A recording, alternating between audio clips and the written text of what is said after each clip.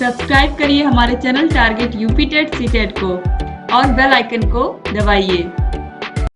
Hello friends, मैं रेनू स्वागत करती हूँ आप सभी भावी अध्यापक एवं अध्यापिकाओं का आपके अपने channel target UP TET CTET में। दोस्तों, आज की इस वीडियो में हम पढ़ने वाले हैं जीन पियाजे का संज्ञानात्मक विकास का सिद्धांत, यानी कि gene Piaget's cognitive development theory. दोस्तों, ये जो थियरी है ये मोस्ट इम्पोर्टेंट है, जितनी बार भी कहे कम है, क्योंकि हर साल इस चैप्टर से क्वेश्चन आते ही आते हैं।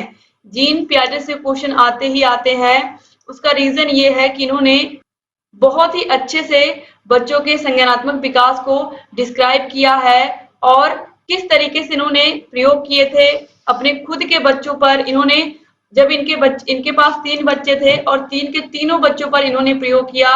जब से जन्म से लेकर के जैसे जैसे वह बढ़ते गए, जैसे जैसे उनकी एज होती गई, उन्होंने उनके अंदर क्या क्या परिवर्तन हो रहे हैं, किस प्रकार से वह वातावरण से ज्ञान अर्जित करते हैं, कहाँ से वह सीखते हैं और किस प्रकार से उनके अंदर कब तार्किक चिंतन की क्षमता आती है, कब वह वस्तुओं को पहचान करके रिएक्ट करते हैं, कब उनके अंदर वस्तु अस्थायित्व का गुण आता है, यानी कि कब वह छिपाई गई चीज को भी ढूंढ लेते हैं। ये छोटी छोटी चीजें उन्होंने हर एक चीज को क्या किया, नोट किया और इस तरीके से उन्होंने जीन पियाजे जी ने संज्ञानात्मक विकास का सिद्धांत दिया। तो चलिए देखते हैं ये कहाँ के निवासी थे। ये स्विट्जरलैंड के थे और बहुत बहुत इजी है, आपको कुछ भी इसमें रटने की जरूरत नहीं है। आपको मैं इतने अच्छे से पढ़ा दूंगी कि आपको सारी चीजें बिल्कुल याद हो जाएंगी। इससे पहले मैंने अधिगम के सारे सिद्धांत सभी के सभी मैंने पढ़ा दिए हैं। आप लोगों ने ट्रिक के माध्यम से आप लोगों को मैंने पढ़ाया भी था। थॉर्नडाइक का सिद्धांत, पाउलो का सिद्धांत, कोहलर का सिद्धांत, स्किनर का सिद्धांत, ये सारी चीजें मैंने ऑलरेडी आपको पढ़ा दी हैं। आप सभी को देख लीजिए प्रयोग उन्होंने किस पर किया था और निष्कर्ष क्या निकला था। ये सारे सिद्धांत भी बहुत महत्वपूर्ण है सीखने के। तो चलिए अब संज्ञानात्मक विकास का सिद्धांत हम यहाँ पर देखेंगे। संज्ञानात्मक विकास सिद्धांत को हम यहाँ पर विस्तार रूप से पढ़ेंगे और बहुत ही अच्छे से। देखिए, जीन पियाजे का संज्ञानात्मक विकास का सिद्धांत इस बात पर बल देता है कि बचपन के दौरान बच्चे बौद्धिक रूप से कैसे विकसित होते हैं, किस प्रकार से वह अपने वातावरण, अपने आसपास के लोगों को देख करके वो कैसे रिएक्ट करते हैं, इसके बारे में इन्होंने बताया। अभी संज्ञान का मतलब क्या होता है ये भी मैं आपको इसमें बताऊंगी। इसके बाद देखिए, अब संज्ञान क्या होता है। यह व्यक्ति का वह स्थायी ज्ञान होता है जिसको वह वातावरण से, बाह्य जगत से, उद्दीपक जगत के माध्यम से ग्रहण करता है। तो संज्ञान क्या होता है, ज्ञान इसमें छिपा ही हुआ है। संज्ञान, तो देखिए ज्ञान यानी कि बच्चा नॉलेज ले रहा है, बच्चा ज्ञान ले रहा है। संज्ञान का मतलब क्या हो गया कि मतलब अपने उसके साथ साथ उसके वातावरण में जो भी लोग उसके आसपास रह रहे हैं उनसे कुछ ना कुछ वह सीख रहा है। बाह्य जगत यानी कि अपने आसपास, अपने आस पड़ोस, अपने घर परिवार, अपने स्कूल में जाता है, वहां से कुछ ना कुछ सीखता है। तो इस तरीके से बच्चा जो भी ज्ञान बाह्य जगत से सीख करके उसको अस्थायी बना लेता है, वही क्या होता है, संज्ञान होता है। यानी कि यह अस्थायी ज्ञान होता है, आप याद रखिएगा इसको। अब देखिए, जीन पियाजे को विकासात्मक मनोविज्ञान का जनक कहा जाता है, क्योंकि इन्होंने संज्ञानात्मक विकास का सिद्धांत दिया था, इसीलिए इनको विकासात्मक मनोविज्ञान का जनक कहते हैं मनोविज्ञान में, याद रखिएगा। क्योंकि क्वेश्चन पूछ सकता है कि विकासात्मक मनोविज्ञान का जनक किसे कहते हैं। अब देखिए, विकास का प्रारंभ होता है गर्भावस्था से, जबकि संज्ञानात्मक विकास शैशवावस्था से प्रारंभ होकर जीवन पर्यंत चलता है। तो याद रखिएगा, जो विकास है यह गर्भावस्था में, जब बच्चा गर्भ में माँ के पेट में होता है तभी से यह विकास की अवस्था शुरू हो जाती है और मृत्यु पर्यंत चलती है। लेकिन जो संज्ञानात्मक विकास होता है, जो जीन पियाजे जी ने दिया है, यह जन्म से लेकर, आप फिर ये कहें शैशवावस्था से लेकर के, जैसे ही बच्चा जन्म लेता है यानी कि शैशवावस्था से लेकर के जीवन पर्यंत यानी कि मृत्यु तक चलता रहता है। तो अब देखिए, इसके बाद जीन पियाजे ने संज्ञानात्मक विकास की 4 अवस्थाएं बताई हैं। ये चारों अवस्थाएं आपको बिल्कुल एकदम याद होनी चाहिए और कुछ रटने की जरूरत भी नहीं, केवल आपको समझना है। देखिए, पहली अवस्था है संवेदी पेशी अवस्था या इंद्रिय जनित गामक अवस्था, सेंसरी मोटर पीरियड। यह जन्म से लेकर के 2 वर्ष तक यानी कि 0 से लेकर के 2 वर्ष तक होता है। फिर वह इसके बाद है पूर्व संक्रियात्मक अवस्था यानी कि प्री ऑपरेशनल पीरियड, जो कि 2 से लेकर के 7 वर्ष तक होता है। फिर है मूर्त संक्रियात्मक अवस्था, जो कि कॉन्क्रीट ऑपरेशन पीरियड कहलाता है और यह 7 से लेकर के 11 वर्ष तक होता है। फिर है औपचारिक संक्रियात्मक अवस्था, जिसे हम फॉर्मल ऑपरेशन पीरियड कहते हैं और यह 12 से लेकर के 15 वर्ष तक होता है। तो संवेदी पेशी अवस्था जन्म से लेकर के 2 वर्ष तक, पूर्व संक्रियात्मक अवस्था 2 से लेकर के 7 वर्ष तक, मूर्त संक्रियात्मक अवस्था 7 से लेकर के 11 वर्ष तक और औपचारिक संक्रियात्मक अवस्था 12 से लेकर के 15 वर्ष, या इसको हम 11 से लेकर के 15 वर्ष भी कर सकते हैं। इसको हम 11 से लेकर के 15 वर्ष तक होती है। अब यहाँ पर हम सबसे पहली अवस्था पढ़ेंगे संवेदी पेशी अवस्था या इंद्रिय जनित गामक अवस्था। जब बच्चा जन्म से लेकर के 2 वर्ष तक का होता है, बस इसमें यही सारी चीजें हमको पढ़नी है, इसके अंदर क्या क्या परिवर्तन होते हैं और वह अपने बाह्य जगत के साथ किस तरीके से व्यवहार करता है। देखिए, संवेदी पेशी अवस्था या फिर इंद्रिय जनित गामक अवस्था, इसका मतलब क्या होता है? इंद्रिय जनित गामक अवस्था का मतलब इंद्रियां कौन कौन सी हैं?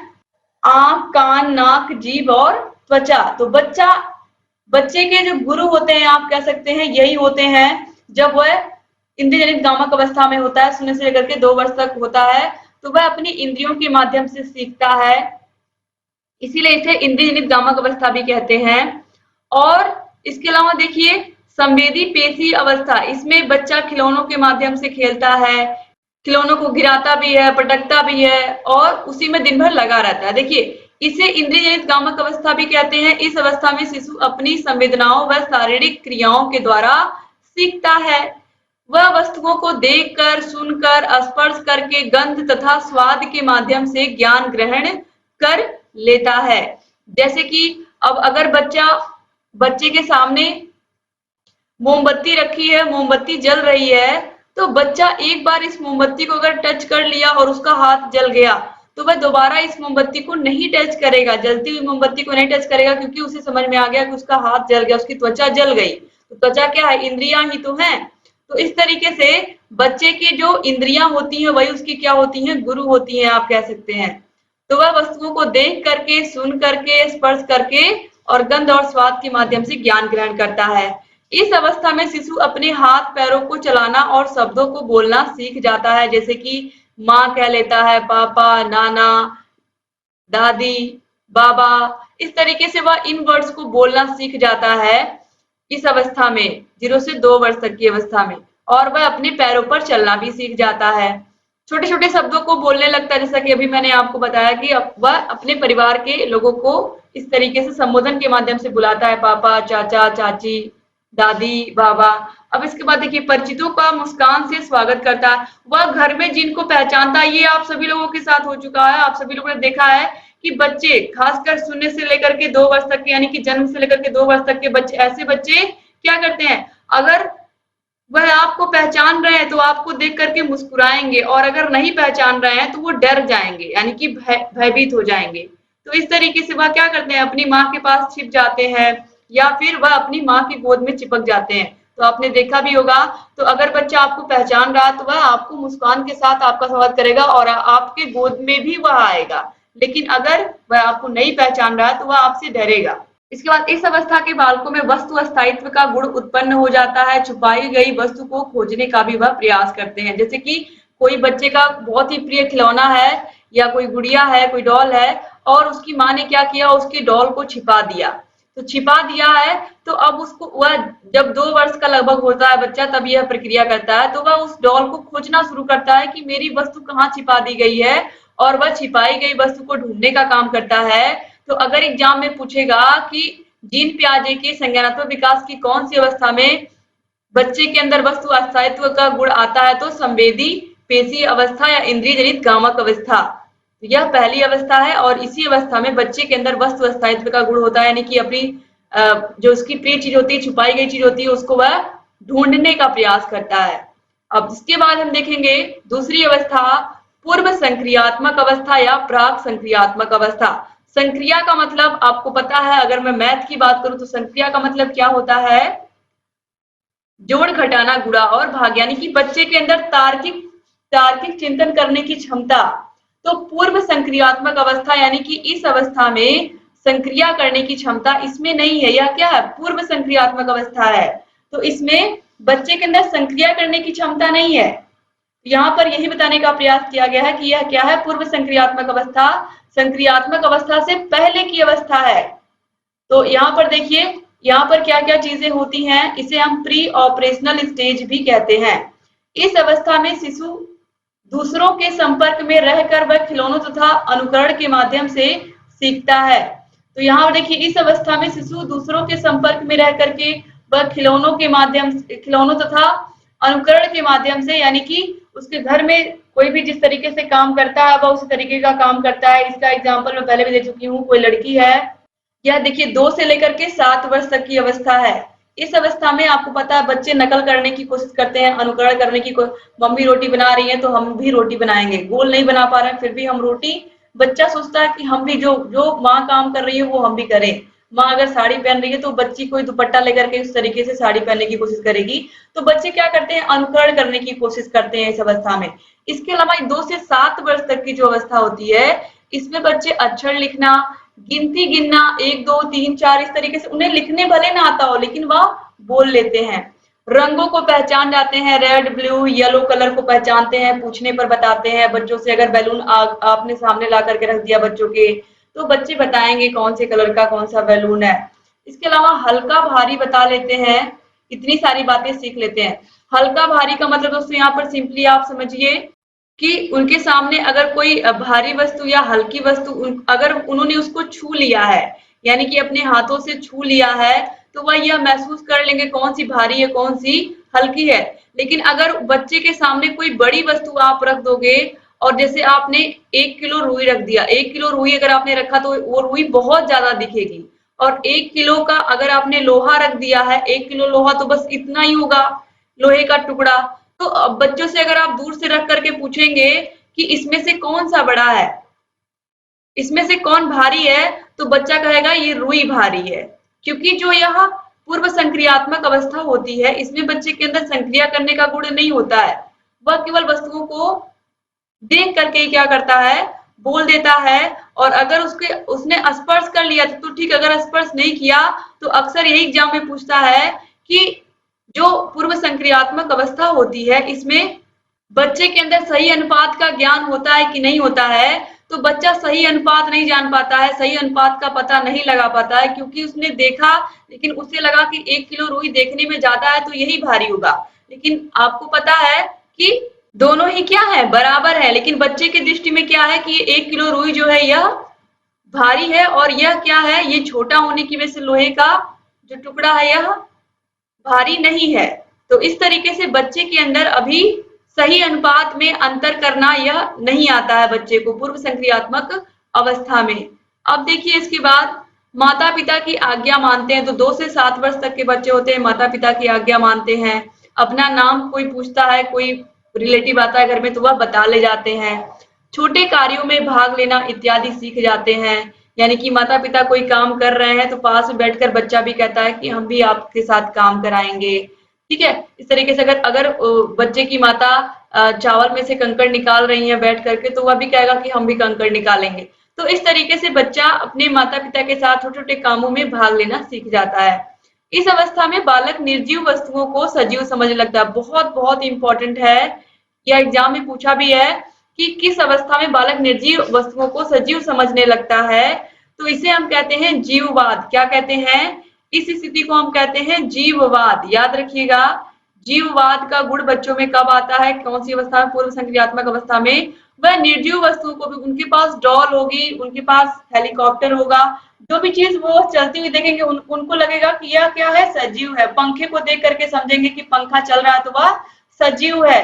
तो उनको ये नहीं पता होता कौन कौन सी वस्तुएं सजीव हैं, कौन कौन सी वस्तुएं निर्जीव हैं। उन्हें लगता है सारी क्या है, सजीव ही है। उन बच्चों को लगता है कि कोई निर्जीव नहीं, ये सारी चीजें क्या है, जो भी वह सामने देखता है उसको लगता है सब क्या है, सजीव है। जो खिलौनों से खेलता है उनको भी सजीव समझता है। पंखे को चलते देखेगा, कूलर को चलते देखेगा तो उसे लगेगा यह भी क्या, सजीव है। टीवी को चलते हुए देखेगा, टीवी में कोई चीज, तो उसको लगेगा टीवी भी क्या, सजीव है। तो इस तरीके से वह निर्जीव वस्तुओं को भी सजीव समझने लगता है। और बालक यह समझता है कि इन वस्तुओं में गतिशीलता पाई जाती है, जैसे कि फैन की बात मैंने की। अब देखिए इसके बाद यहाँ पर बालक जोड़ घटाना गुणा भाग तो कर लेता है, लेकिन इसके पीछे के नियमों को नहीं समझ पाता है। जैसे कि 2 गुणे 2 4 हुआ है, लेकिन अगर आप उसे पूछोगे कि यह गुणे का चिन्ह लगा है तो वह नहीं बता पाएगा यह गुणे का चिन्ह क्यों लगा है बीच में। और वह केवल उसे इतना याद होगा कि 2 दूनी 4 होता है। जैसे कि बच्चे को पहाड़ा आप याद करा दोगे, लेकिन अगर आप उससे संख्या पूछ लोगे बीच में कौन सी संख्या 45 है, कौन सी 72 है, तो वो नहीं बता पाएगा। तो इस तरीके से इसके अलावा बच्चे के अंदर पलटावी गुण नहीं होता है। जैसे कि 3 गुणे 5 बराबर 15 है, तो अगर आप उसको 5 गुणे 3 करके दोगे तो वह नहीं बता पाएगा कि यह 15 ही है, क्योंकि उसने यह सारी चीजें अभी नहीं सीखी हैं या अभी उसको इसका ज्ञान नहीं है। तो इस तरीके से, क्योंकि अभी यहाँ पर जो उसकी पूर्व संक्रियात्मक अवस्था है उसमें इसका ज्ञान इतना ही विकसित हुआ है, वो उसके अंदर भी पलटावी गुण नहीं आया है। तो अगर एग्जाम में पूछेगा कौन सी अवस्था में पलटावी गुण का ज्ञान नहीं होता बच्चे के अंदर, तो पूर्व संक्रियात्मक अवस्था में नहीं होता है। अब इसके बाद देखिए 2 से 7 वर्ष तक की अवस्था आपने देख ली। अब इसके बाद हम देखेंगे मूर्त संक्रियात्मक अवस्था या स्थूल संक्रियात्मक अवस्था, जो कि 7 से लेकर के 11 वर्ष तक की होती है। स्थूल से सूक्ष्म की ओर, स्थूल का मतलब क्या होता है, मूर्त होता है। ऐसी वस्तुएं जो हमारे आसपास हमें दिखाई दे रही है। बच्चा क्लासरूम में पढ़ रहा है तो क्लासरूम में वह टीचर को देख रहा है, ब्लैक बोर्ड को देख रहा है, क्लास में फैन है, कुर्सियां हैं, डेस्क है, बच्चों को बैठने के लिए बेंच लगाई गई है। इसके अलावा क्लास में जो भी मेज पर सामान रखे हुए हैं, बच्चे को चौक दिख रहा है, डस्टर दिख रहा है, ग्लोब दिख रहा है, पेन दिख रहा है। तो ये सारी चीजें बच्चे को दिख रही है। जो चीजें बच्चे को दिखती हैं वह उनके बारे में मूर्त चिंतन कर सकता है, यानी कि उनके बारे में वह संक्रिया कर सकता है, उनके बारे में वह तार्किक चिंतन कर सकता है। तो यही है 7 से लेकर के 11 वर्ष तक की अवस्था। इस अवस्था में बालक 2 वस्तुओं के मध्य अंतर कर लेता है, यानी कि अब उससे आप पूछोगे 4 - 2 तो वह आसानी से 6 बता लेगा और बताएगा कि यह घटाने का चिन्ह है, और इससे अगर हम किसी भी संख्या में से कोई संख्या घटाते हैं तो वह घट जाती है, कम हो जाती है। गुणा क्या होता है, भाग क्या होता है, बच्चा ये सारी चीजें अब इसमें बता ले जाएगा।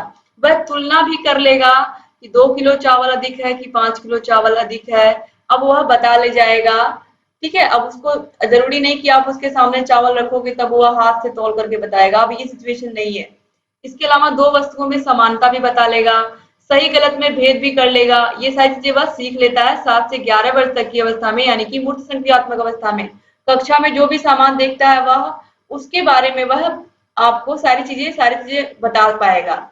इसके अलावा देखिए इस अवस्था में बालक दिन, महीनों के नाम, तारीख, यानी कि आप उससे दिन पूछोगे तो सोमवार, मंगलवार बता ले जाएगा। कौन सा मंथ चल रहा है, जनवरी, फरवरी, मार्च, वह बता ले जाएगा।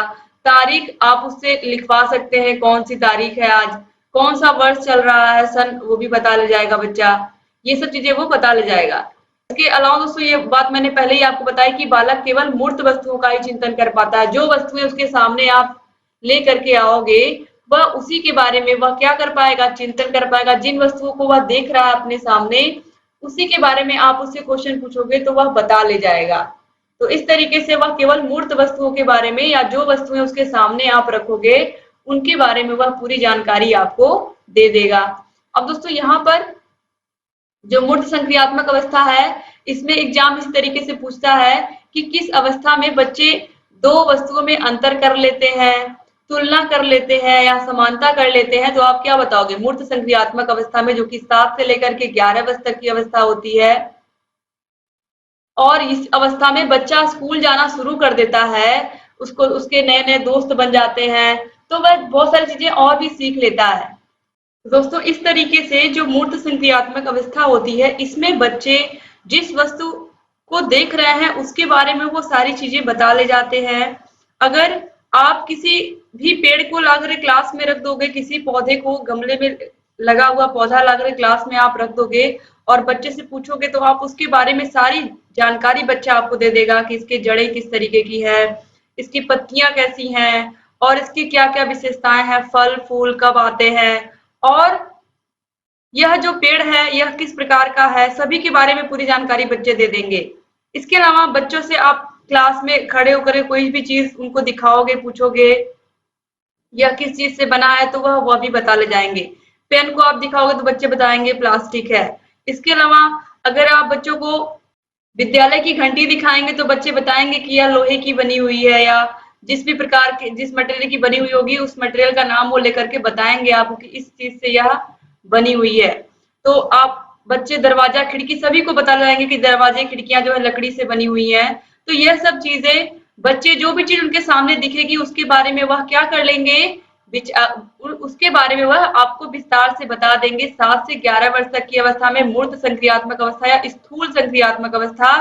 स्थूल का मतलब ऐसी वस्तुएं जो हमें दिखाई देती हैं। अब देखिए औपचारिक संक्रियात्मक अवस्था, आपने शिक्षण सूत्र पढ़ा था स्थूल से सूक्ष्म की ओर, यानी कि जो चीज हमें मूर्त में दिखाई दे रही है और जो नहीं दिखाई दे रही है उससे कैसे हम इसको कनेक्ट करें। तो औपचारिक संक्रियात्मक अवस्था जो होती है 11 से 15 वर्ष तक की, इसमें बच्चे के अंदर सोचने समझने की क्षमता उत्पन्न हो जाती है, तार्किक क्षमता उत्पन्न हो जाती है और वह सही गलत में अंतर, इसके अलावा वह कल्पना कर लेता है, चिंतन कर लेता है, निरीक्षण कर लेता है, ये सारी चीजें वह कर लेता है और वह अमूर्त चिंतन करने लगता है।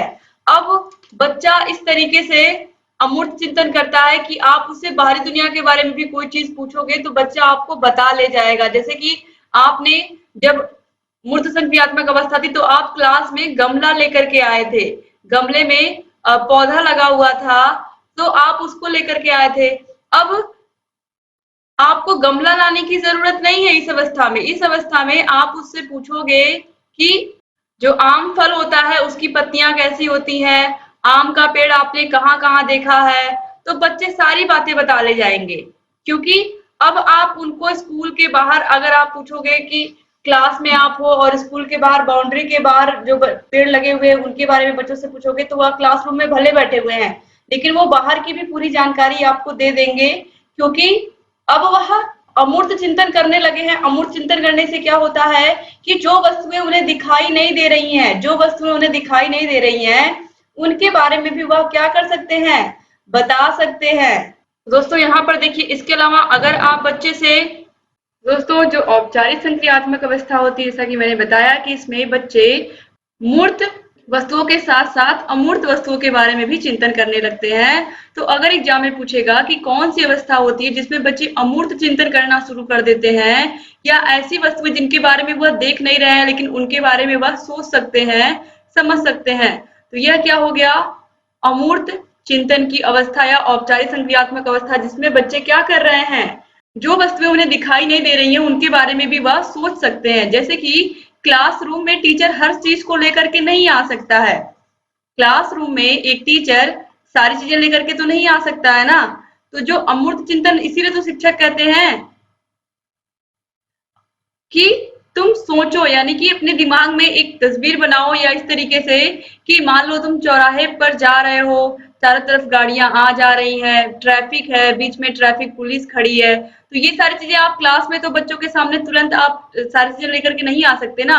तो कुछ चीजें क्या करनी पड़ती है, बच्चों को खुद सोचनी पड़ती है या अमूर्त चिंतन। अब बच्चे को आप कहोगे कि तुम सड़क पर जा रहे हो, ट्रैफिक है, तो बच्चा अपने माइंड में इस तरीके का इमेज अपने आप बनाने लगता है। वो सामने उसके नहीं दिख रहा है लेकिन वह क्या कर रहा है, अमूर्त चिंतन, जो वस्तु उसको दिखाई नहीं दे रही है सामने, उसके सामने नहीं दिखाई दे रही है, फिर भी वह उसके बारे में सोच रहा है। इसका सिंपल सा एग्जाम्पल मैं आपको देती हूँ। जब बच्चे इस अवस्था में 11 से 15 वर्ष तक की अवस्था में होते हैं, मान लीजिए किसी बच्चे का इस वर्ष की इसी आयु वर्ग का बच्चा है 11 से 15 वर्ष का, उसका स्कूल जाने का मन नहीं था। तो स्कूल जाने का मन नहीं था, फिर भी मम्मी पापा ने कहा कि नहीं नहीं तुम्हें स्कूल जाना पड़ेगा, स्कूल जाना पड़ेगा। वो बच्चा स्कूल चला तो गया है लेकिन उसका दिमाग कहाँ है, उसका दिमाग कहाँ लगा हुआ है, उसके घर पर लगा हुआ है कि घर पर मम्मी क्या कर रही होंगी, दादी क्या कर रही होंगी, और मैं इस पर घर पर होता तो मैं क्या करता, मैं खेलता, मैं टीवी देख रहा होता, मैं गेम खेल रहा होता अगर इस टाइम मैं घर पर होता। बच्चा स्कूल में है लेकिन उसका दिमाग कहाँ है, घर पर है, और वह क्या कर रहा है, स्कूल में रहते हुए वह घर के बारे में सोच रहा है कि मैं अगर घर पर होता तो मैं क्या क्या करता, मैं खेलता, मैं गेम खेलता, या फिर मैं टीवी देखता, या फिर मैं कहीं घूमने गया होता। तो इस तरीके से बच्चा स्कूल में है लेकिन घर के बारे में सोच रहा है। तो इस तरीके से आप इस तरीके से भी समझ सकते हो। इसका उल्टा भी हो सकता है, कोई बच्चा बीमार है और बीमार होने की वजह से वह स्कूल नहीं जा पाया। अक्सर जो बच्चे पढ़ने में अच्छे होते हैं, या ये कहें कि जिनको स्कूल में अच्छा लगता है, अब वह घर पर बेचारा क्योंकि तबीयत खराब है तो स्कूल नहीं जा सकता है, तो घर पर है, लेकिन घर पर तो है बच्चा, लेकिन उसे ये पता है कि उसके सारे दोस्त स्कूल में आए होंगे और सभी लोग साथ में लंच कर रहे होंगे, सभी लोग साथ में पढ़ाई कर रहे होंगे। तो बच्चे को याद किसकी आ रही है? उसको स्कूल की याद आ रही है और वह इमेजिन कर रहा है कि इस टाइम कौन सा पीरियड चल रहा होगा, इस टाइम कौन सी मैम आई होंगी या कौन से सर आए होंगे। अभी इंटरवल हो गया होगा, फिर कौन से सर आएंगे, कौन सी मैम आएंगी इंटरवल के बाद। तो बच्चा क्या कर रहा है? अमूर्त चिंतन कर रहा। वो घर पर तो है, उसको घर के सामान देखने चाहिए, घर के लोगों को से बात करनी चाहिए, लेकिन वह सोच किसके बारे में रहा है? स्कूल के बारे में रहा है। तो यह क्षमता उसके अंदर कब आती है? जब वह 11 से 15 वर्ष तक का होता है, तब यह क्षमता उसके अंदर आती है। जैसा कि मैंने आपसे कहा कि जो जीन पियाजे जी थे, उन्होंने अपने खुद के बच्चों पर यह प्रयोग किया था और निष्कर्ष निकाला था। तो इस तरीके से अब यहाँ पर देखिए, बच्चे के सामने कोई भी प्रॉब्लम आती है तो वह उसका सॉल्यूशन ढूंढ लेता है। इसके अलावा उसमें चिंतन करने की क्षमता, कल्पना करने की क्षमता, निरीक्षण करने की क्षमता, समस्या समाधान करने की क्षमता, इन सबका विकास हो जाता है। और इसके अलावा यहाँ पर देखिए लिखा गया है कि जो बच्चे का सर्वाधिक संज्ञानात्मक विकास होता है वो इसी अवस्था में होता है, यानी कि औपचारिक संक्रियात्मक अवस्था में ही बच्चे का सबसे अधिक मानसिक विकास होता है। तो संज्ञानात्मक विकास होता है ये भी आप कह सकते हो और मानसिक विकास होता है ये भी कह सकते हो, क्योंकि संज्ञानात्मक संज्ञानात्मक क्या है? संज्ञानात्मक विकास क्या? इस तरीके से बच्चे की बुद्धि का ही तो विकास है, बच्चा किस तरीके से रिएक्ट करता है किसी घटना के प्रति। तो यहाँ पर आप लोग देख सकते हो चार चार संक्रियाएं आप लोगों ने पढ़ ली, चार चार संक्रियात्मक अवस्थाएं आपने पढ़ ली। और इसमें सभी की अवस्थाएं एक बार फिर से मैं याद दिला दे रही हूँ। इंद्रिय जनित गामक अवस्था या संवेदी गामक अवस्था, शून्य से लेकर के 2 वर्ष तक, यानी कि जन्म से लेकर के 2 वर्ष तक, इस तरीके से भी आपको मिल सकता है, जन्म से लेकर के 2 वर्ष तक। और फिर इसके बाद आती है पूर्व संक्रियात्मक अवस्था, जो कि 2 से लेकर के 7 वर्ष तक होती है। फिर आती है मूर्त संक्रियात्मक अवस्था, जो कि 7 से लेकर के 11 वर्ष तक होती है। और फिर आती है अमूर्त संक्रियात्मक अवस्था या औपचारिक संक्रियात्मक अवस्था। तो ये हो गया 11 से 15 वर्ष तक। तो इस तरीके से यहाँ पर इन्होंने अपने बच्चों के ऊपर अध्ययन किया था और ये सारे निष्कर्ष निकाले थे उन्होंने। तो जीन पियाजे जी ने यह पूरी थ्योरी बताई थी, चारों के चारों यह कौन से वर्ष से कौन से वर्ष तक हैं और इनका क्या क्या नाम है। अब देखिए यहाँ पर ये जो मूर्त संक्रियात्मक अवस्था है इसको हम अनौपचारिक भी कह सकते हैं, अनौपचारिक संक्रियात्मक अवस्था भी कह सकते हैं। तो ये भी नाम आप याद रखिएगा, अनौपचारिक हो गया यह, और यह क्या हो गया? औपचारिक हो गया। तो ये चौथी अवस्था हो गई आपकी औपचारिक संक्रियात्मक अवस्था। दोस्तों यहाँ पर 4 होना चाहिए था, यहाँ पर 5 लिख उठा था, तो इसको आप सही कर लीजिएगा। तो 4 अवस्थाएं बताई हैं जीन पियाजे जी ने। कौन कौन सी अवस्था एक बार फिर से मैं आपको बताती हूँ, आप लोग बिल्कुल दिमाग में बिठा लीजिए इसको। इंद्रिय जनित गामक अवस्था या संवेदी गामक अवस्था, जन्म से लेकर के 2 वर्ष तक। फिर उसके बाद पूर्व संक्रियात्मक अवस्था, जो कि 2 से लेकर के 7 वर्ष तक। फिर उसके बाद मूर्त संक्रियात्मक अवस्था, जो कि 7 से लेकर के 11 वर्ष तक। और फिर अमूर्त संक्रियात्मक अवस्था या औपचारिक संक्रियात्मक अवस्था 11 से लेकर के 15 वर्ष तक। तो इस तरीके से यहाँ पर आप लोगों ने पूरा जीन पियाजे का संज्ञानात्मक विकास का सिद्धांत अभी पढ़ा। अब इसके बाद आप पढ़ोगे जीन पियाजे का जो संज्ञानात्मक विकास का सिद्धांत दिया गया है, इसका शिक्षा में क्या महत्व है। जब तक आप ये नहीं जानोगे तब तक आप इसको पढ़ने का कोई मतलब ही नहीं होगा, क्योंकि यही तो आपके काम की चीज है कि आखिर में इनके सिद्धांत का प्रयोग हम कैसे कर रहे हैं। देखिए पियाजे ने अपने सिद्धांत में क्रियाशीलता को अधिक महत्व दिया, पियाजे ने अपने सिद्धांत में खोजी प्रवृत्ति को अधिक बल दिया, यानी कि इन्होंने बच्चों की क्रियाशीलता पर विशेष रूप से ध्यान दिया। बच्चा जोड़ घटाना गुणा भाग की संक्रिया कर ले रहा है, जो सोचने समझने की तर्क करने की क्षमता होती है वह बढ़ती जाती है।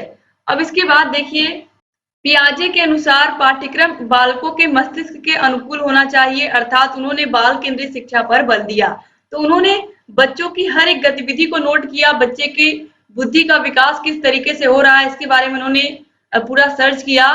तो उन्हें ये लगा कि जो शिक्षा होनी चाहिए वो बाल केंद्रित होनी चाहिए, यानी कि बच्चों की आयु के अनुसार उनकी मानसिक आयु, वास्तविक आयु, इन दोनों को ध्यान में रखते हुए शिक्षा होनी चाहिए और बच्चों की आवश्यकता के अनुसार होनी चाहिए। यानी कि जिस क्लास का सिलेबस आप बना रहे हो, आपको यह ध्यान में रखना है कि उस क्लास के जितने भी बच्चे हैं सभी उस सिलेबस को आपके समझ पाए, यानी कि जो आपका पाठ्यक्रम हो वह बच्चों के ज्ञान पर या बच्चों के मस्तिष्क की क्षमता पर, उनकी मानसिक क्षमता पर आधारित होना चाहिए।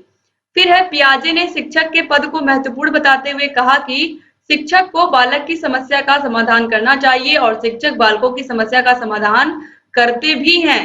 तो ये बिल्कुल सही है दोस्तों। आप सभी भी शिक्षक बनने जा रहे हो, आप सभी लोग शिक्षक बन चुके हो, बनना बस केवल आपको एक टैग लेना है अपने ऊपर, गवर्नमेंट टीचर का। बाकी आप सभी लोग तो टीचर बन ही गए हो, आप सभी लोगों ने डिग्री ले ली है।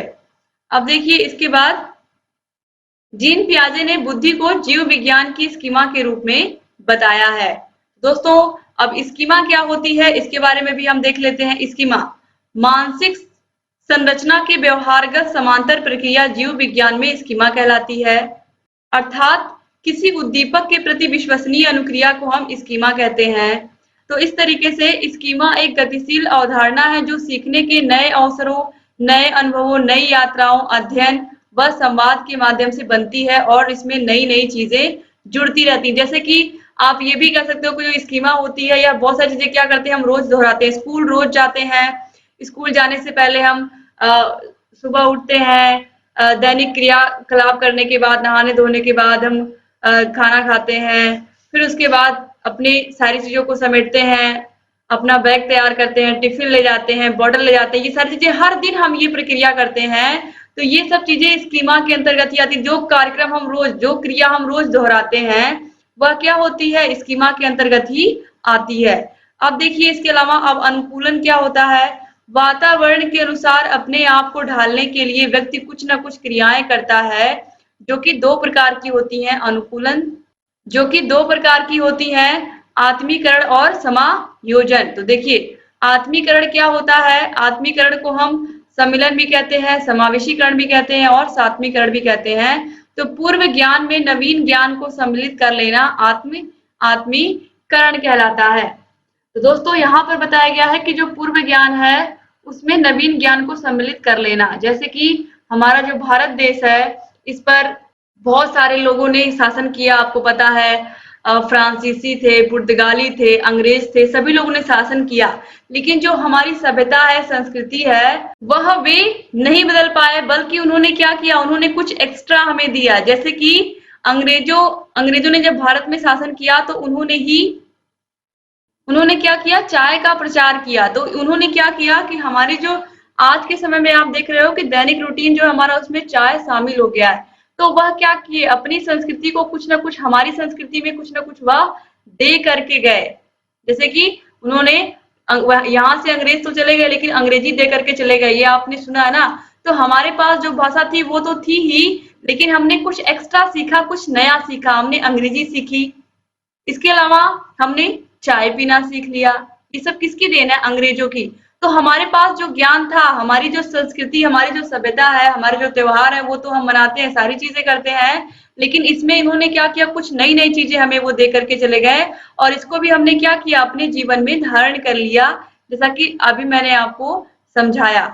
तो इस तरीके से हमने क्या किया, कुछ चीजों को और जोड़ लिया, यानी कि जो हमारा पूर्व ज्ञान था, जो हमारी संस्कृति सभ्यता, उसको हमने नहीं छोड़ा, हमारे रीति रिवाज जो है उसको हमने नहीं छोड़ा, बस बल्कि कुछ चीजों को हमने क्या किया, जैसे कि हम अपनी भाषा तो सीख ही रहे थे हिंदी, लेकिन उसके साथ साथ हमने इंग्लिश सीखना भी शुरू कर दिया। हम लस्सी छाछ तो पीते ही थे लेकिन हमने चाय पीना भी शुरू कर दिया। तो ऐसा नहीं है कि हम वो सब चीजें पीना भूल गए हैं, क्या वो सब चीजें हमें भूल चुकी हैं, हमें आता नहीं बनाना। तो हमें जो चीजें, जिन चीजों का ज्ञान पहले से था उसमें हमें कुछ कुछ चीजें हमने क्या की, नवीन ऐड की, नई चीजें ऐड की। अब समायोजन क्या है, देखिए समायोजन, इसमें बच्चा नए नए ज्ञान के लिए पूर्व ज्ञान में संशोधन करके उसको अपने व्यवहार में शामिल कर लेता है। इसे ही हम क्या कहते हैं, समायोजन। तो पूर्व ज्ञान में संशोधन करके उसको अपने व्यवहार में शामिल कर लेता है।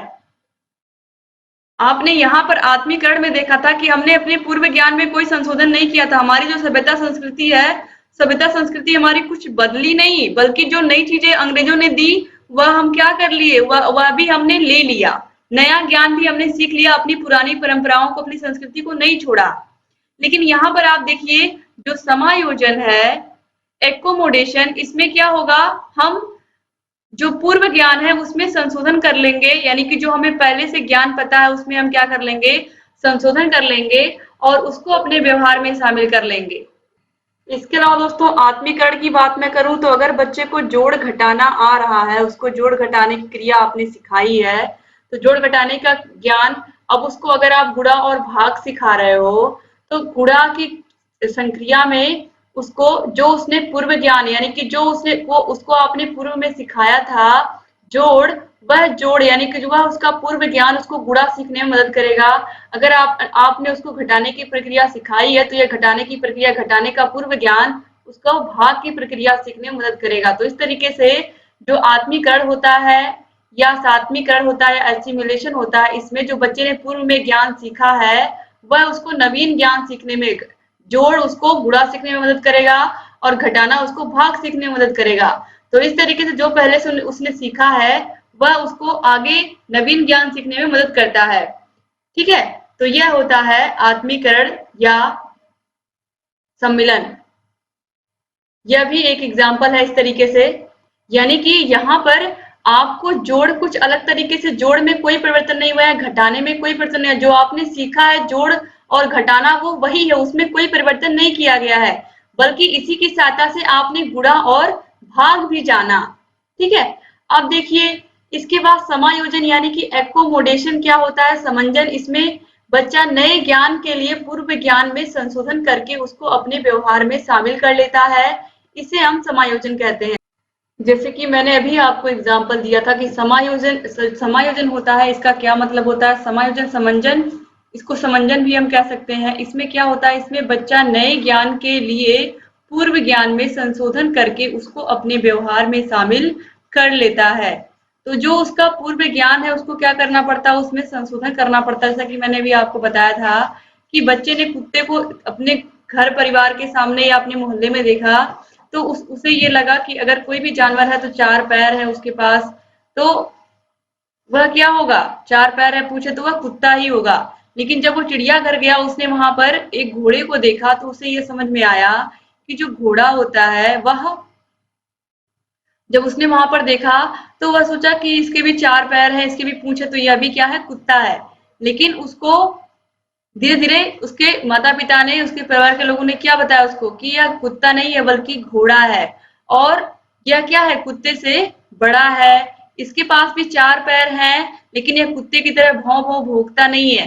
तो इस तरीके से उसने क्या किया, जो उसका पूर्व ज्ञान था उसमें उसने क्या किया, संशोधन किया, यानी कि हर 4 पैर वाली चीज कुत्ता नहीं होगी।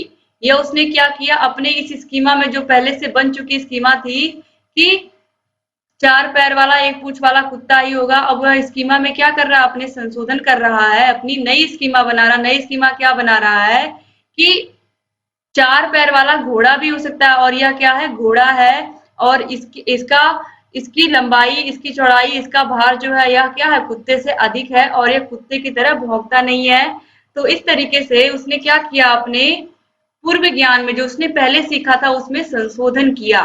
तो यह हो गया समायोजन। तो दोस्तों यहाँ पर क्या करना पड़ता है, हमें अपने पूर्व ज्ञान में संशोधन करना पड़ता है, तो यह होता है समायोजन। और आत्मीकरण में क्या होता है, पूर्व ज्ञान में हम कुछ नया जोड़ते हैं, पूर्व ज्ञान जो हमारा था वैसे ही रहता है, इसमें हम कुछ नया ऐड कर लेते हैं, तो यह हो जाता है हमारा आत्मीकरण। तो इस तरीके से यहाँ पर आप लोगों ने पूरा जीन पियाजे का सिद्धांत पढ़ लिया, और यहाँ पर चारों के चारों सिद्धांतों को पढ़ने के बाद आप लोगों ने स्कीमा भी देखा, इसके अलावा आत्मीकरण भी देखा, समायोजन भी देखा। तो इस तरीके से आप लोगों ने पूरे का पूरा ये चैप्टर कंप्लीट कर लिया। मुझे पूरी उम्मीद है कि ये वीडियो आपको पसंद आई होगी और आप लोग इसको अपने कॉलेज फ्रेंड्स के साथ जरूर शेयर करेंगे। आपके जो सबसे प्यारे 5 मित्र हैं या 4 हैं, 2 हैं, जितने भी हैं, आपके जो बेस्ट फ्रेंड हैं जिनको आप चाहते हो कि आप वो भी परीक्षा में अच्छे से अच्छा स्कोर करें, तो आप लोग प्लीज वीडियो को शेयर कर दिया करें कॉलेज के ग्रुप में, व्हाट्सएप ग्रुप में, जहां पर आपको लगे कि आपके फ्रेंड्स की भी इससे भलाई हो सकती है। इस वीडियो को देखने के बाद उनको भी कॉन्सेप्ट समझ में आ जाएगा, तो प्लीज आप वीडियो को शेयर जरूर कर दिया करें।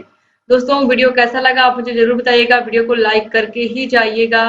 आपके कमेंट्स हमारे लिए बहुत बहुत मायने रखते हैं। आपके कमेंट्स ही बताते हैं कि आपको वीडियोस कैसे लग रहे हैं, आपको समझ में आ रहे हैं या नहीं, ये कमेंट्स ही बताते हैं। तो प्लीज आप लोग वीडियो को पूरा देखा करें, और यहाँ ऊपर आई बटन पर भी क्लिक करके आपको सारे वीडियोस की लिंक मिल जाएगी। जहाँ कहीं कोई भी समस्या आ रही है आप हमसे बताइए, और लगातार आपके लिए हम ऐसे ही वीडियोस लेकर के आते रहेंगे।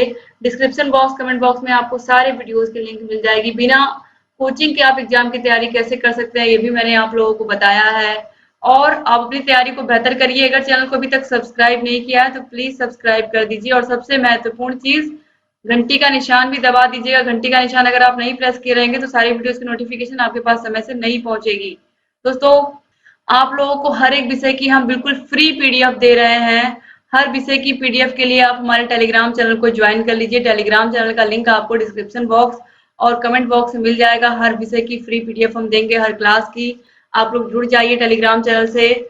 और आप सिंपली टेलीग्राम पर जा करके भी target UP TET CTET search कर सकते हैं। वहां पर भी आपको हमारे चैनल का लोगो मिल जाएगा, इस तरीके से येलो कलर का TUC लिखा हुआ।